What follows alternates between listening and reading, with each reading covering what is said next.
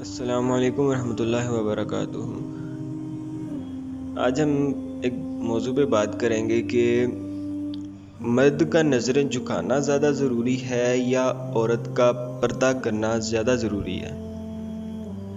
देखिए, वैसे तो दोनों चीज़ें ज़रूरी हैं, लेकिन एक्चुअली होता क्या है, जब मर्द अपने किए का खुद जिम्मेदार है तो औरत के पर्दा करने से फ़र्क पड़ता है कि नहीं पड़ता, इस बात पे थोड़ा सा गौर करेंगे। कुरान मजीद में है कि औरत को कहा गया है कि पर्दा करो, वहीं मर्द को भी कहा गया है कि अपनी नज़रें झुका कर रखो। देखिए, मैंने बहुत ही किसी बड़े उलमा थे, उनका मैंने सुना था कि वो कह रहे थे कि जो मर्द है ना, मर्द उसके आँखों से होके दिल में जाके चीज़ बैठती है। यानी कि वो जो देखेगा वो उसके दिल पर असर करेगी, वो उसका दिल करेगा कि यार मैं ये चीज़ करूँ। तो जब एक औरत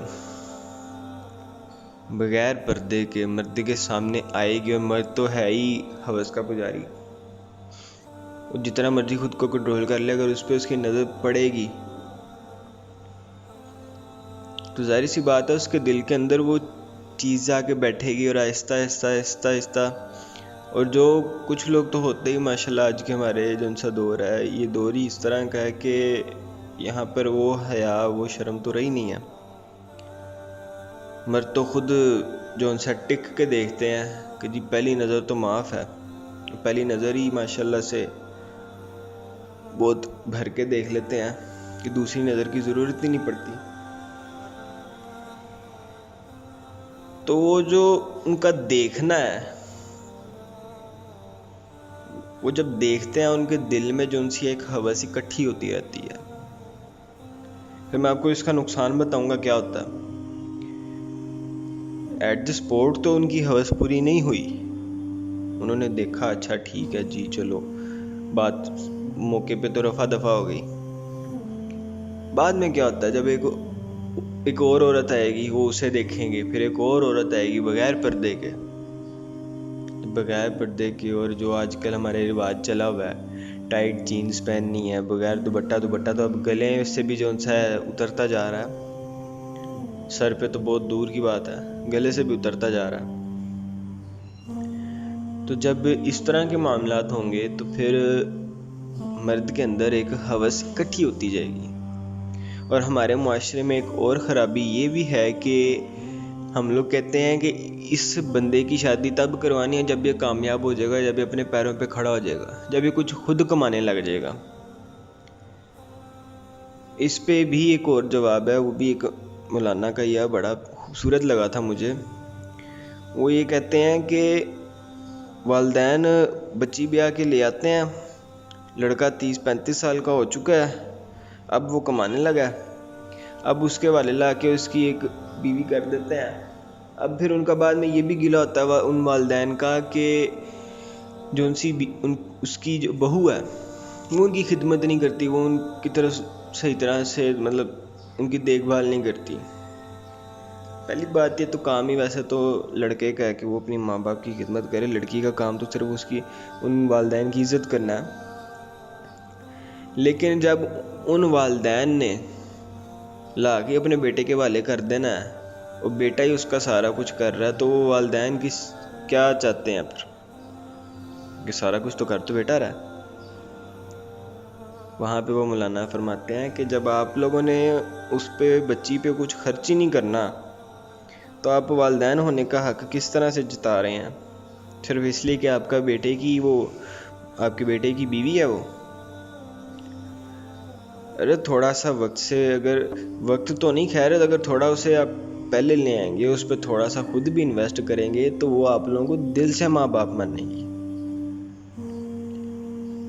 और लेट शादी ब्याह का एक और नुकसान ये हो रहा है कि आजकल के दौर में जब हम लोग, हमारी यूनिवर्सिटीज़ आप देखते हैं काफ़ी ओपन है, को एजुकेशन है, लड़के लड़कियां साथ होते हैं। अब लड़के के भी अंदर हवस पैदा होती रहती है और लड़की के अंदर भी हवस जाहिर सी बात है फिर पैदा हो रही है। अब दोनों की हवस जब ये शादी की सूरत में, निकाह की सूरत में पूरी ही नहीं होनी, और हमने माशाल्लाह निकाह को इतना मुश्किल बना दिया हुआ है, तो फिर ये जो छोटे छोटे से जिना के अड्डे। और कल जिस तरह एक न्यूज़ आई है कि एक बिल्ली के साथ रेप हुआ जी। फिर उसके आगे एक और पोस्ट भी मैंने देखी जिसमें लिखा हुआ था कि कसूर में बच्चों के साथ रेप हो रहा है, छोटे छोटे बच्चों के साथ। लाहौर में मुर्गियों के साथ रेप हो रहा है, सिंध में डॉल्फिन्स के साथ रेप हो रहा है, मछली के साथ। लोग मतलब जहालत है इस कदर। अब देखें ना, एक मर्द है, उसकी हवस ही नहीं पूरी हो रही और उसे आप ला ला के चीज़ें दिखा रहे हैं। दिखा भी कह रहे हैं हमारा मुआशरा इस तरह है, सारा कुछ बाज़ार में चले जाएं, बाज़ार में एक 2 मिनट के लिए आप नज़र उठा के नहीं फिर सकते। अगर आप नज़र नहीं उठाएंगे तो आप कहीं जाके किसी चीज़ में लग जाएंगे। मतलब बाज़ार में ये अलमिया होता है, आप बाज़ार नहीं जा सकते। तो जब सारा दिन आपके सामने से बेपर्दा औरतों ने गुजरना है और आप अपनी नज़र की हिफाजत भी कब तक करेंगे, कितनी कर लेंगे? थोड़ा बहुत तो असर पड़ता है ना। जो बहुत भी हिफाजत करे वो ये हरकत नहीं करेगा कि जाके बिल्लियों के साथ रेप करे, लेकिन जिसने हिफाजत ही नहीं करनी, वो सामने वाले भी बेहया औरत आ जाएगी, वो खुद भी बेहया है, मर्द है। तो फिर जब उसकी हवस नहीं पूरी होनी तो फिर उसके पास और क्या रास्ता रह जाएगा बजाय इसके कि वो जो उनसे जाके मुर्गियों की और इस तरह से बिल्लियों के साथ जना करे। ना वक्त पर हमारे मुआशरे में ये शादी का रिवाज पैदा होता है कि वक्त वो नहीं है कि जब लड़का अपने पैरों पे खड़ा हो जाए। जब कुरान मजीद में ये फरमा दिया गया है कि आप बच्चे का निकाह करो, वो गनी नहीं है, मैं उसे गनी करूंगा, मुझे बताएं पीछे क्या बात रह जाती है?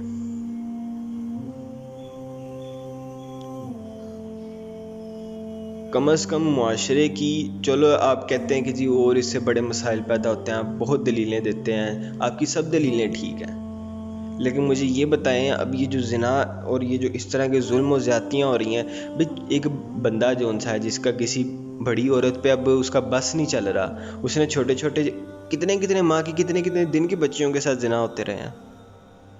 आप मुझसे बखूबी जानते हैं, ये लोग जो ये सुन रहे हैं बखूबी जानते हैं ये बात कि किस किस तरह की जो उनसी ज़्यादतियाँ होती रही हैं हमारे माशरे में, होती हैं।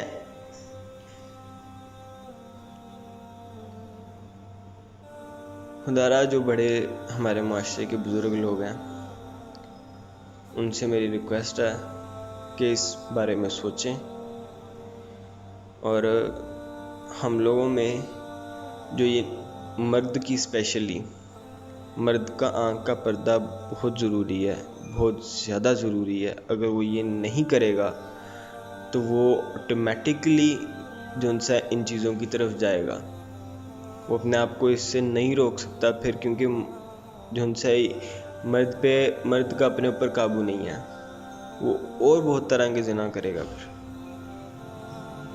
और आपको देखने को मिलते हैं और इस तरह के हैं कि रूह कांप जाती है। और मेरी ख़वातीन से रिक्वेस्ट है कि एक मर्द भी कितनी को हिफाजत करे अपनी नज़रों की, वो कब तक अपने आप को कंट्रोल करे। पर्दे का हुक्म आपको भी है, खुदारा आप भी पर्दा करें। और मर्दों से रिक्वेस्ट है कि खुदारा जो उनसे ना अपनी आँखों के पर्दे की बहुत ज़्यादा हिफाजत करें। हमारा मुआशरा बहुत ज़्यादा तबाही की तरफ जा रहा है, बहुत ज़्यादा तबाही की तरफ जा रहा है। आखिर में सिर्फ अल्लाह ताला से दुआ है, और जो लोग ये सब करते थे या कर रहे हैं, अगर ये सुन रहे थे तो खुदारा अल्लाह ताला से, मैं ये नहीं बता रहा कि इसके क्या नुकसान है, ये है वो है, मैं नहीं बताऊंगा कुछ भी इस तरह का, मैं डराना नहीं चाहता किसी को भी। बस ये बताना चाहता हूँ कि अल्लाह ताला ने एक बहुत खूबसूरत सी एक चीज़ हम लोगों को अता की हुई है, निकाह उसका नाम है।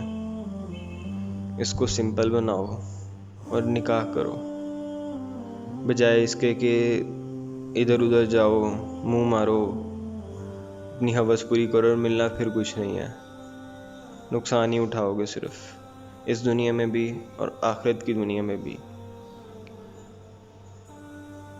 तो बस उस खूबसूरत चीज़ की तरफ जाओ जो अल्लाह ताला ने आपको अता की है। अपने माँ बाप से बात करो, उन्हें कहो और इस खूबसूरत चीज़ को अपनाने की कोशिश करो, बजाय इसके कि गलत रास्तों की तरफ जाओ। बस अल्लाह ताला से दुआ ये है कि अल्लाह ताला हमारे किए हुए गुनाह माफ़ करे, जो हमसे गलती से हुए या जानबूझकर हुए। हर किस्म के गुनाह की माफ़ी मांगते हैं। और इसी तरह ही जो एक मौलाना तारिक साहब एक हर बयान में अपने करवाते होते हैं कि 3 दफ़ा कहलवाते होते हैं सबसे, आप लोग भी मेरे साथ कहें कि या अल्लाह मेरी तौबा, या अल्लाह मेरी तौबा, या अल्लाह मेरी तौबा। मौलाना तारिक जमील हर बार इसके बाद कहते होते हैं कि अगर दिल से कहा गया है ना, तो यकीन करें आपके हर गुनाह माफ़ हो गए। अब इस तरह पाक हो गए हैं जिस तरह अभी माँ के पेट से निकले हैं। तो खुदारा इन चीज़ों की तरफ सोचें और अल्लाह ताला से तौबा कर लें। अभी भी वक्त है, तौबा कर लें। अल्लाह ताला बहुत कबूल करने वाला है, बहुत माफ़ करने वाला, बहुत रहमान और रहीम है वो।